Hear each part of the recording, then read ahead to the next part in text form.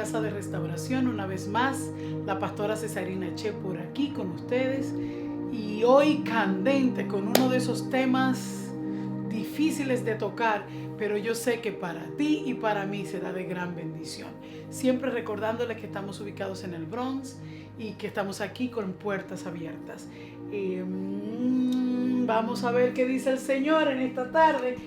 Estamos hablando sobre el perdón, pero no sin antes hacer la oración modelo, la que tú te sabes desde niño, la que nos repitieron en el colegio una y otra vez, la que cuando nos confesábamos nos mandaban a repetir 10 veces y 20 veces. Hágase 20 Padre Nuestro, y lo que podemos decir de memoria, pero estamos tan acostumbrados a repetir el Padre Nuestro que se nos van algunos detalles o entendemos que esos detalles no son importantes a cabalidad porque con que yo lo diga se cumple. Así que voy a recordarle un poquitito así, solamente como dice. Y estos son los discípulos diciéndole a Jesús: enséñanos a orar. Ya que Jesús tenía un patrón de oración constante, le modelaba que había que retirarse para orar, que se cerraba la puerta para orar, que subía a la montaña a orar, que meditó por 40 días para entrar en una presencia profunda con su Padre, para estar ready para su ministerio. Entonces, la puerta del reino se abre con la oración. Pero la bondad a tu vida, la libertad a tu vida, la sanidad a tu vida, se abre con la misma llave. Vamos a aprender un poquito sobre eso. Dice aquí: cuando oréis, estoy en Mateo 6, versículo 5. Cuando ores, no seas como los hipócritas, porque ellos aman el orar en pie en las sinagogas y en las esquinas de las calles, para ser vistos de los hombres. De cierto os digo que ya tienen su recompensa. ¿Cuál? No ser escuchados. Mas tú, cuando ores, entra en tu aposento y cerrada la puerta, ora a tu Padre que está en lo secreto, y tu Padre que te ve en lo secreto, Él te recompensará en público. Y orando no uséis vanas repeticiones, como los gentiles que piensan que por su palabrería serán oídos, como los religiosos que creen que papá es sordo y necesita escuchar una y otra vez lo mismo. Yo te puedo asegurar que si tú te estarías refiriendo a tu hijo, a tu mamá, a tu hermano, a tu compañero de trabajo, no le repetirías 80, 30, 15, 10 veces lo mismo, porque te van a considerar retardado. Así es que nosotros no les repetimos al Padre lo mismo, sino que hablamos con Él. Y tu Padre que ve en lo secreto te recompensará en público. Y orando no uses vanas. ¿Por qué vanas? Porque no tienen efecto. Vanas repeticiones como los gentiles que piensan que por su palabrería serán oídos. No os hagáis pues semejantes a ellos, pues vuestro Padre sabe de qué cosas tú y yo tenemos necesidad antes de que la pidamos. Vosotros pues oréis así. Y esto es un modelo. Esto no es que tenemos que repetirlo palabra, coma y punto. Es un modelo. Dice: Padre nuestro que estás en los cielos, santificamos su nombre, adoramos su nombre, bendecimos su santo y precioso nombre. Y su reino, que es perfecto, venga a nosotros y se establezca su voluntad. Y cuando estoy diciendo eso, me estoy sometiendo al orden divino, donde todo es perfecto, donde todo es honesto, donde todo está en su respectivo lugar, para que ese orden venga a mi vida.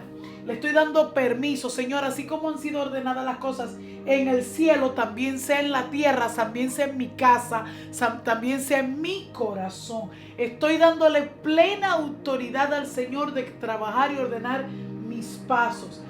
El pan nuestro de cada día, dánoslos hoy. Y perdona nuestras deudas, como también perdonamos a nuestros deudores. Y cuando habla de deudas, ¿qué deudas puedes tú tener con Dios? Está hablando de las cosas que aún están inconclusas en nuestra vida para con Él. Aquellas cosas que no he terminado de comprometerme, aquellas que todavía me cuesta lograr, aquellas que todavía me hacen caer, aquellas que no me permiten representarlo adecuadamente. Entonces esas son mis deudas. Y cada quien anda con su saquito de deudas encima. Pero ¿qué dice? Perdona mis deudas, así como también nosotros perdonamos ¿a quién? A nuestros deudores, aquellos que no nos están haciendo justicia, aquellos que todavía se resisten a amarnos, aquellos que nos critican, aquellos que nos juzgan y aquellos que no nos pueden ver con amor y con paciencia. Pero qué importante esto en el 14. Mateo 6, versículo 14 dice: porque si perdonáis a los hombres sus ofensas, os perdonará también a vosotros vuestro Padre Celestial. Mas si no perdonáis a los hombres sus ofensas, tampoco vuestro Padre os perdonará vuestras ofensas. Oh, wow. Porque si perdonáis, recibiréis perdón. Nosotros siempre en la escuela nos lo aprendimos que decía: y perdona nuestras ofensas, así como también nosotros perdonamos a los que nos ofenden.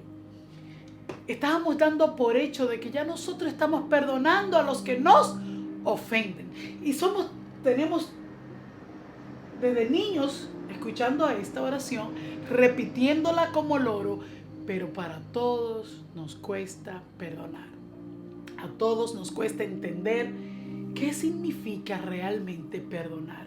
Y como ustedes conocen, este es la cuarta o quinto episodio de una serie que estamos haciendo acerca de el abuso y el agente más, yo no diría el importante, yo diría el que predomina en el abuso es la falta de perdón.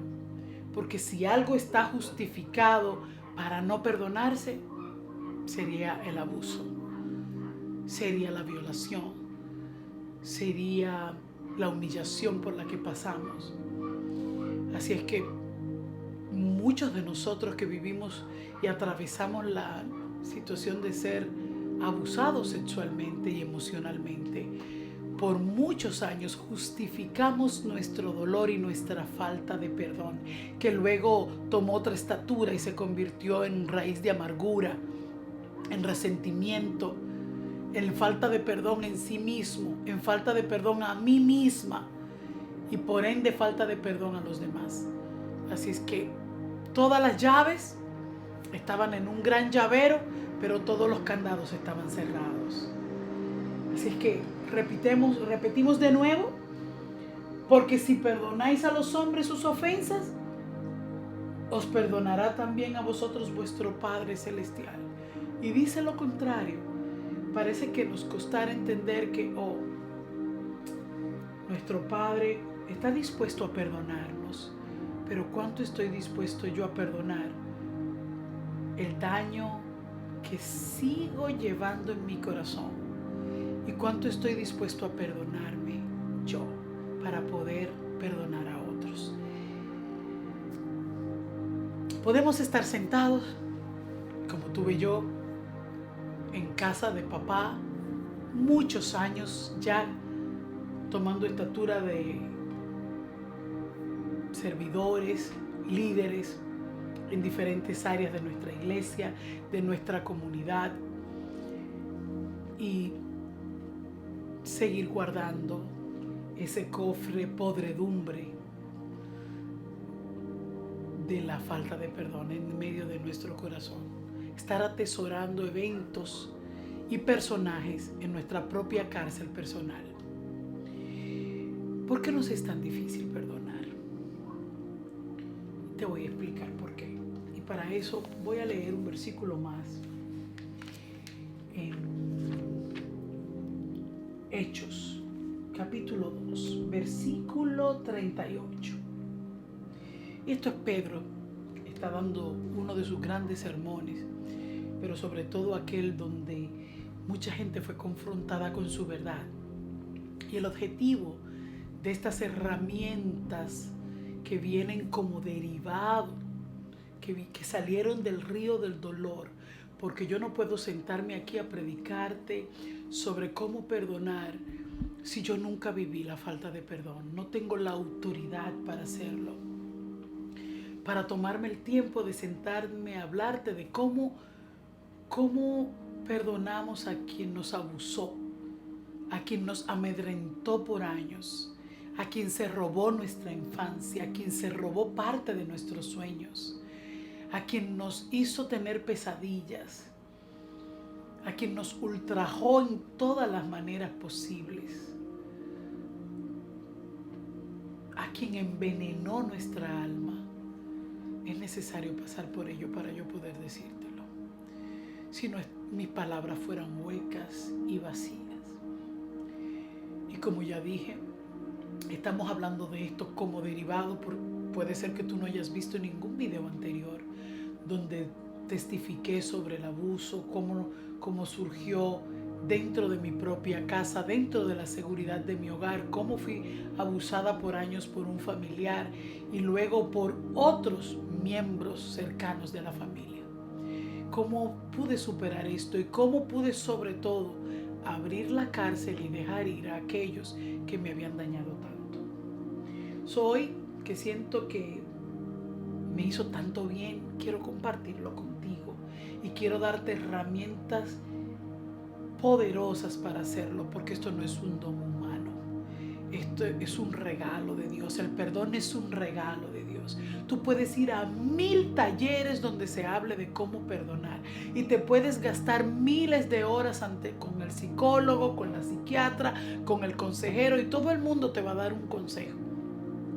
Ahora, este consejo te va a ayudar a perdonar en el espíritu, no a ponerlo aquí atrás, no a enterrarlo en el subconsciente, no a vivir como que no pasó nada, no a ser positivo ante una situación adversa porque ya pasó muchos años. No ignorando a los personajes y no autoprogramándote para decir todo está bien. No, herramientas genuinas para vivir el perdón. No lo vamos a poder abarcar todo en una sola exposición, así es que posiblemente hacemos una segunda para hablar del mismo tema, pero entremos diciendo cuál es la condición. Por ejemplo, ¿qué dice Hechos capítulo 2, versículo 38? Pero les dijo: arrepentíos y bautícense cada uno de vosotros en el nombre de Jesucristo para el perdón ¿de qué? De los pecados, y recibiréis el don del Espíritu Santo.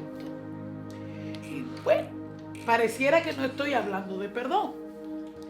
Fíjate que sí, porque ¿qué es lo que vamos a recibir al arrepentirnos y posteriormente a bautizarnos y empezar a recibir el manual de vida como nuestro y a programarnos a vivir como Cristo? Es el poder y la autoridad en el Espíritu Santo. Y es el Espíritu Santo aquel que puede ayudarte a sanar y perdonar de manera genuina y para siempre. Si ese ha sido tu deseo, estás en el lugar correcto. Porque yo ya había recibido al Señor, ya atendía a mi iglesia, servía, y aún seguía como cuando tú caes en una carretera llena de lodo y nosotros en buen dominicano decimos enchivado, porque los neumáticos no avanzan, y parece que en muchos momentos en nuestra vida no avanza.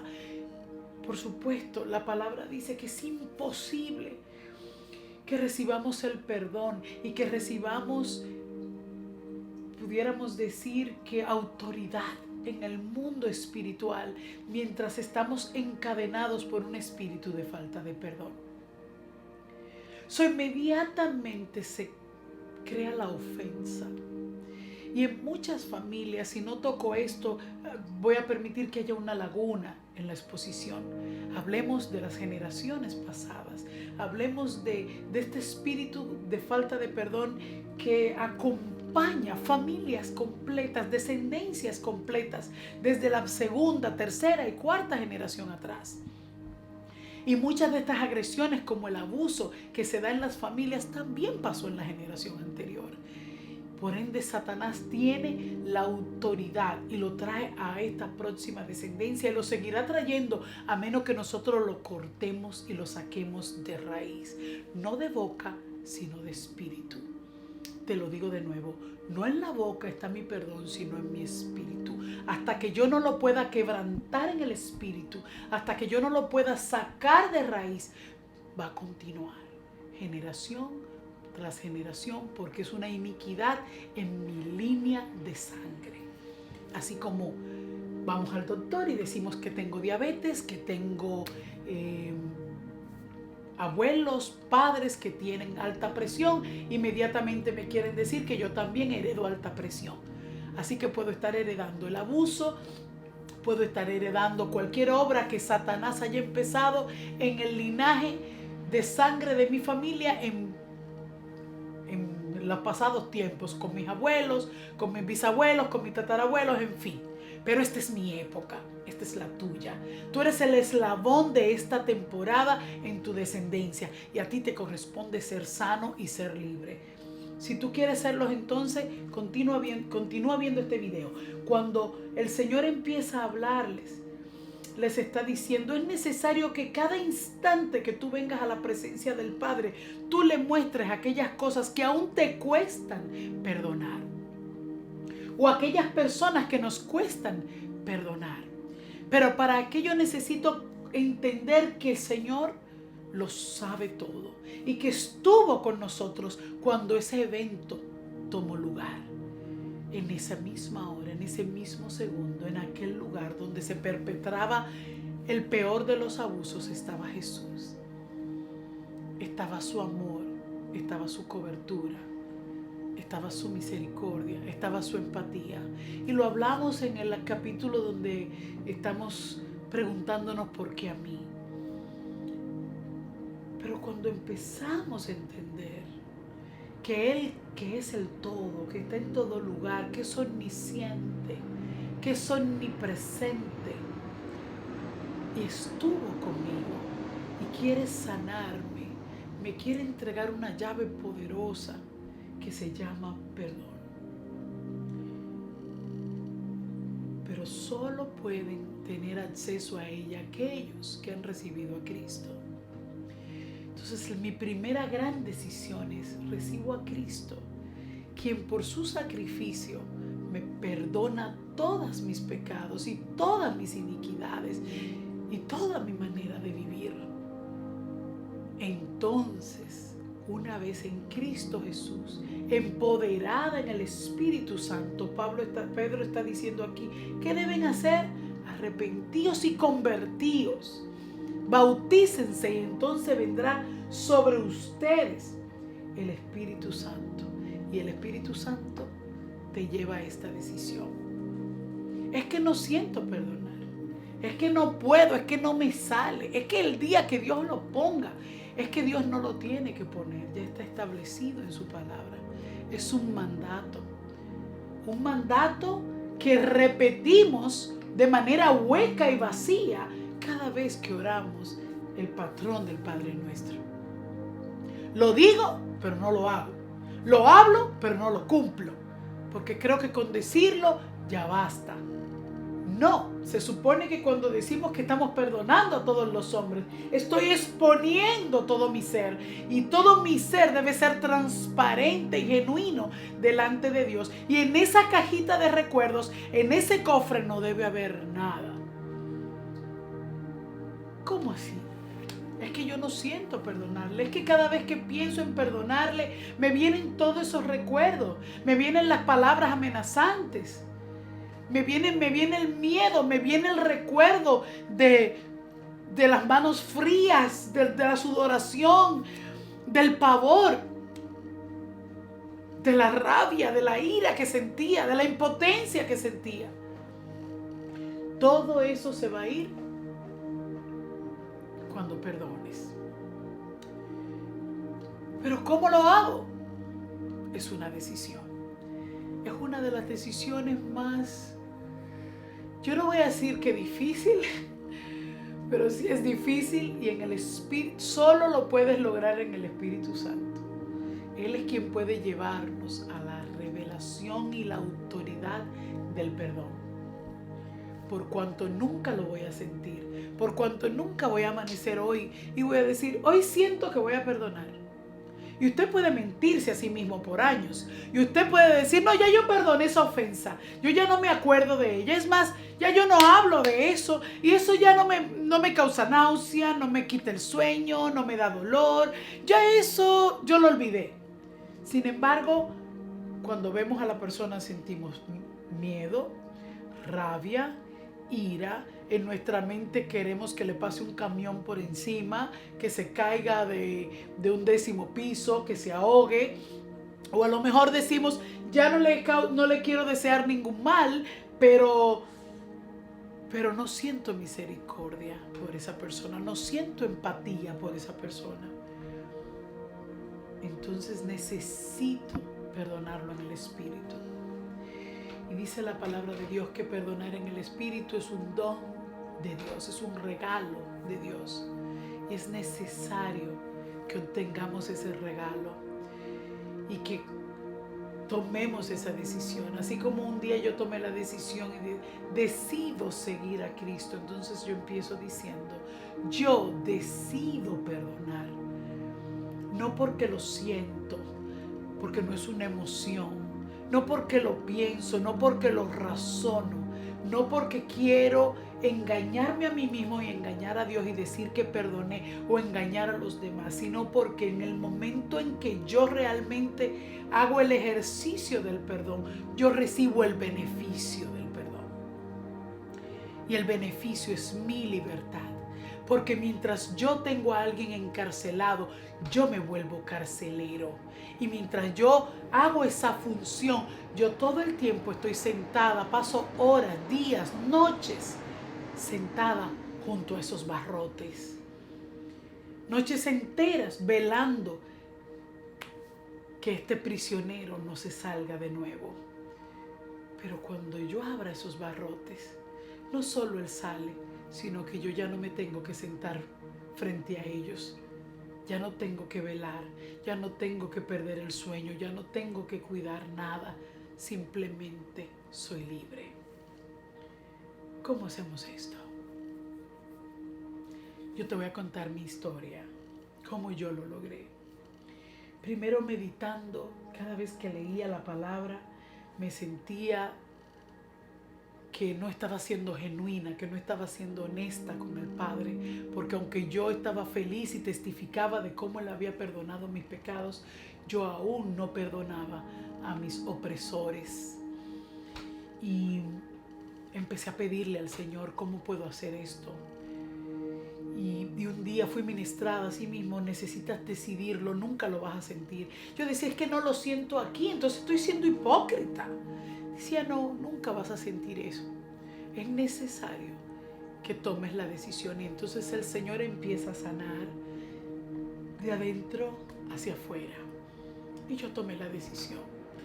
No tenía físicamente a esta persona, pero hice el ejercicio que hacen muchos psicólogos y que hacemos en los procesos de liberación. Y fue que senté a mi agresor junto a mí y empecé a hablarle. Y empecé a decir, en el nombre de Jesús, yo te perdono. Y empecé a enumerar por qué cosas le perdonaba. Y uno de mis grandes temores era, ¿y si yo perdono y luego me vuelvo tan vulnerable que me vuelve a suceder? No. El perdón no tiene nada que ver con que se repitan patrones. El perdón no quiere decir bajo la guardia. El perdón no quiere decir me vuelvo vulnerable. El perdón no quiere decir me ofrezco para que me sigan pisoteando. El perdón únicamente tiene un objetivo y es que tú seas libre y que tú recibas sanidad de parte del cielo a tu vida en esa área, para que luego tú puedas impartir sanidad aún al agresor si es el propósito de Dios. Es imposible que demos lo que no tenemos. Así es que si lo que tengo es rencor, eso es lo que voy a dar. Pero si tengo perdón, Eso es lo que voy a sembrar, eso es lo que voy a modelar y eso es lo que voy a dar a otros. Es imposible amarme a mí mismo y amar a otros si no estoy perdonada, si no me he perdonado a mí misma y si no he perdonado a los demás. Eso en mi caso, yo hice un ejercicio, muchas veces es muy doloroso, necesita ayuda, acompañamiento, porque no solamente estamos enfrentándonos a mi corazón y a mi dolor, también me estoy enfrentando a lo que la palabra llama como un espíritu que entró en mi vida en ese instante y con los años se ha hecho fuerte y juega con mis emociones. Cuando me hace recordar lo vivido, me amargaba, me entristecía, me hacía sentir deprimida o llena de ira, o mis respuestas a cualquier otra eventualidad estaban conectadas con esas vivencias o con ese personaje. Entonces, para poder ser la embajadora de Cristo, para poder modelarlo, todo eso tenía que salir y tenía que sanar. Así es que muchas veces a través de tus líderes de liberación, tu iglesia, el apoyo de una comunidad en la que tú puedas confiar, segura que no vayan a divulgar tu vida personal, a veces podemos sentar al acusado y perdonarle y decirle: te estoy perdonando por tus mentiras, porque te dejaste usar del mismo Satanás. Dice la palabra de Dios que no tenemos lucha contra carne ni sangre, sino contra principados, contra huestes de maldad. Aquel que me abusaba estaba siendo una marioneta del mismo demonio, de su propia iniquidad y espíritus que lo impulsaban a hacer tal daño. Y empezamos a perdonar entendiendo que estamos otorgándole un cetro a esta persona para ser libre, para que también a través de mi perdón él pueda buscar a Jesucristo y arrepentirse de sus pecados. Es como una cadena. Si yo continúo con la falta de perdón, así crecerán mis hijos, porque de una manera indirecta le estoy modelando el resentimiento, la raíz de amargura, y cómo vivo bajo esa postura que los salpica, que los alimenta dosis tras dosis, y luego yo lo veré también en ellos. Entonces, como en mi tiempo, en este eslabón que yo represento en la cadena de mi descendencia, es mi responsabilidad buscar sanidad si quiero continuar modelando a Cristo. Si tú crees que te has sentado suficiente tiempo en tu iglesia o en cualquier lugar cargando con la falta de perdón, este es el momento, primeramente, de desenmascarar tus propias emociones, tus propios sentimientos, tomando la decisión: Señor, en ti quiero ser libre.